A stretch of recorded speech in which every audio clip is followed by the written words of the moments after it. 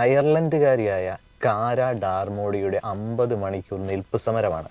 പാർലമെൻറ്റിനെ സ്തംഭിപ്പിക്കുന്ന രീതിയിൽ, പാർലമെൻറ്റിനെ ചിന്തിപ്പിക്കുന്ന രീതിയിൽ ഈ ഒരു വ്യത്യസ്തമായ സമരം അയർലൻഡിലെ ഓട്ടിസം ബാധിതർക്ക് വേണ്ടിയാണ്.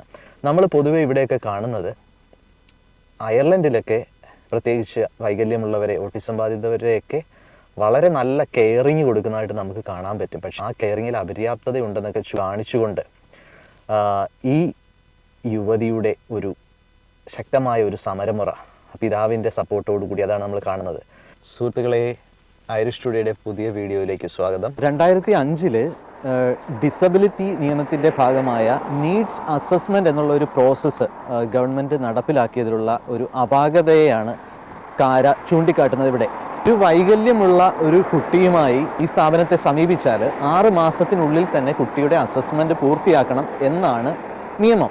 എന്നാൽ ഈ ഒരു അസസ്മെൻ്റ്, കുട്ടിയുടെ ആരോഗ്യം, കുട്ടിയുടെ വിദ്യാഭ്യാസത്തിനുള്ള ആ ഒരു കേപ്പബിലിറ്റി തിരിച്ചറിയാനായിട്ട് നടത്തുന്ന അസസ്മെൻ്റ്, പക്ഷേ രാജ്യത്തിലുടനീളം ഒരു 7% മാത്രം കുട്ടികൾക്ക് മാത്രമേ ഈ അസസ്മെൻ്റ് ലഭ്യമായി വേണ്ടത്ര പരിഗണനയും ആനുകൂല്യങ്ങളും ഒക്കെ എത്തുന്നുള്ളൂ എന്നതാണ് കാരയെ ഈ ഒരു സമരത്തിലേക്ക് നയിക്കാനുണ്ടായ ഒരു പ്രചോദനം. 17,000-ഓളം ഓട്ടിസം ബാധിച്ച കുട്ടികൾക്കാണ് പൂർണ്ണമായിട്ടുള്ള ഈ സൗകര്യങ്ങളും അവരുടെ വിദ്യാഭ്യാസയോഗ്യപരവുമായിട്ടുള്ള കാര്യങ്ങൾക്കൊക്കെ പൂർണ്ണ പിന്തുണ ലഭിക്കേണ്ടത്. അപ്പോൾ ഈ അസസ്മെൻ്റ് പ്രധാനമാണ്. ഈ അസസ്മെൻറ്റിന് ഇത്രയും കാലതാമസം എടുക്കുന്നു എന്നുള്ളത് ഒരു വീഴ്ച തന്നെയാണെന്ന് കണക്കാക്കപ്പെടുന്നു. അതായത് ഈ വർഷത്തോടെ ഏകദേശം 25,000-ഓളം ഓട്ടിസം ബാധിതര് വേണ്ടിവരും. ട്രീറ്റ്മെൻറ്റിനുള്ള സാധ്യതകളൊക്കെ ഉണ്ടെങ്കിലും ഈ അസസ്മെൻ്റ് ഒന്ന് കടന്നു കിട്ടാനാണ് കൂടുതൽ ഒരു പ്രശ്നം എന്നാണ് കാര ചൂണ്ടിക്കാണിക്കുന്നത്. നിലവിലെ സംവിധാനം പരാജയമാണെന്ന് വാർത്താ സമ്മേളനത്തിൽ ഈ ചിൽഡ്രൻ ആൻഡ് ഡിസബിലിറ്റി മന്ത്രി ഈ നോർമ ഫോളി തന്നെ തുറന്ന് സമ്മതിക്കുന്നു. ഇതൊക്കെ കാര്യക്ഷമമാക്കുന്നതിനുള്ള സർക്കാർ നടപടികളെ പറ്റിയും, അതായത് കൂടുതൽ മനഃശാസ്ത്രജ്ഞന്മാരെയൊക്കെ കൂടുതൽ ഈ ഒരു മേഖലയിലേക്ക്, ഈ ഒരു അസസ്മെൻ്റ് നടത്താനായിട്ട് റിക്രൂട്ട് ചെയ്യുന്നതിനെ പറ്റിയുമൊക്കെ അവർ ഗവൺമെൻറ് കാര്യമായിട്ട് ആലോചിക്കുന്നുണ്ടെന്നാണ് മന്ത്രിയുടെ റിപ്പോർട്ട്. നോർമയുടെ ഒരു സമരത്തിൻ്റെ ഒരു ശ്രദ്ധയിൽപ്പെടുത്തിക്കൊണ്ടുള്ള മന്ത്രിയുടെ ഒരു റിപ്പോർട്ട് ഇങ്ങനെയാണ്. ഈ കാരയുടെ ജീവിതത്തെ പറ്റി അറിയണ്ടേ? കാര ടിപ്പററിയിൽ നിന്നുള്ള 14-കാരിയായിട്ടുള്ള ഇതുപോലെയുള്ള വൈകല്യങ്ങൾക്ക് വേണ്ടി പ്രവർത്തിക്കുന്ന ഒരു പെൺകുട്ടിയാണ്.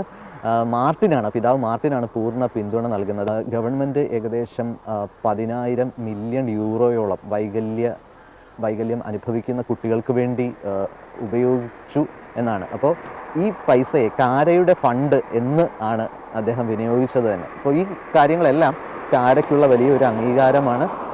കാരയുടെ ഒരു സമരത്തെ ഗവൺമെൻറ് അംഗീകരിക്കുന്നു, പ്രതിപക്ഷങ്ങൾ അംഗീകരിക്കുന്നു. ഒരു വ്യക്തി ഇതുപോലെ അയർലൻഡ്, യൂറോപ്പ് പോലെയുള്ള സ്ഥലങ്ങളിൽ വൈകല്യമുള്ളവർക്ക് കൂടുതൽ അർഹത ലഭിക്കുന്നു.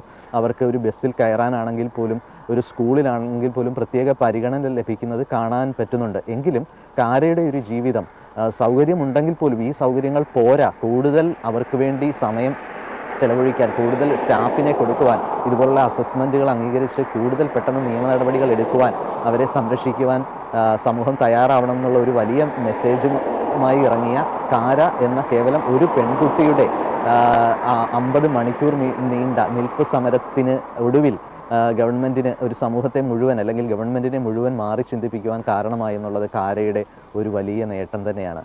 ഇതുപോലെയുള്ള യുവതികളെ സല്യൂട്ട് ചെയ്യുന്നു. സമൂഹത്തിന് വേണ്ടി, സാമൂഹിക പ്രവർത്തനങ്ങൾക്ക് വേണ്ടി, സമൂഹത്തിലെ നന്മകൾക്ക് വേണ്ടി ഇറങ്ങിത്തിരിക്കുവാൻ കഴിയുന്ന ഓരോരുത്തരും രാജ്യത്തിൻ്റെ, ലോകത്തിൻ്റെ അഭിമാനമാണ്. കാരയ്ക്ക് ആശംസകൾ. മറ്റൊരു വീഡിയോയുമായി, മറ്റൊരു വിഷയമായി വീണ്ടും കാണുന്നത് വരെ നന്ദി. ഹൃദയം നിറഞ്ഞ പ്രേക്ഷകർക്ക് നന്ദി. നമസ്കാരം.